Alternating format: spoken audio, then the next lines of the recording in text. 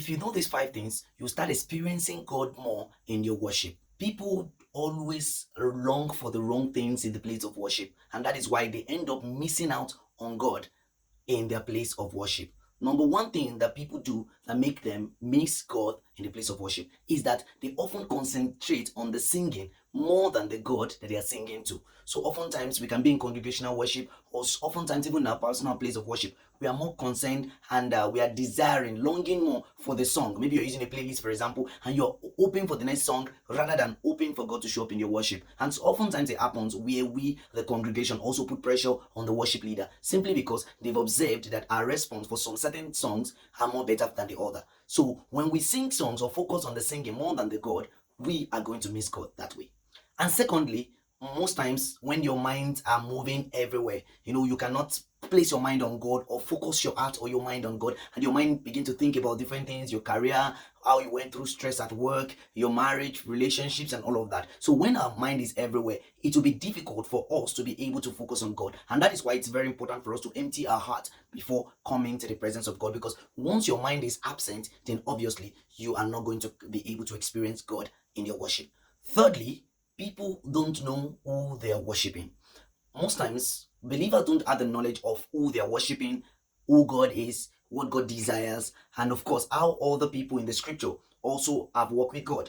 Romans chapter 15, verse 4, Apostle may say that all that is written aforetime, they are for our learning. So we learn from people in the scripture to know how God should be worshipped. So when we don't know how God should be worshipped, when we don't even know that God for ourselves, it will be difficult for us to worship God effectively. And that's why most times people don't know what to expect. People don't know who God is. In fact, people just worship as a routine or because they see people do it in church, but they don't understand the power or what the kind of intimacy worship can produce. Yeah, so it's important for individuals to know God for themselves. So as we study and we grow to know God, then that way we will be able to worship Him appropriately and, of course, experience Him more in our worship. And fourthly, people oftentimes are waiting to feel something in the place of worship. I want you to know that worship is what we give to God, and we are giving it to Him because of His word. Not only about how you feel during worship. Yes, when you press deeper in faith in place of worship, you will probably feel something. God will reveal something to you, oftentimes because it's a two-way relationship. But that should not be the reason why you should not worship effectively, because you should know that worship is what you are giving to God, and you are giving it to Him because He is worthy, so not only because of how you feel about it or what the response is.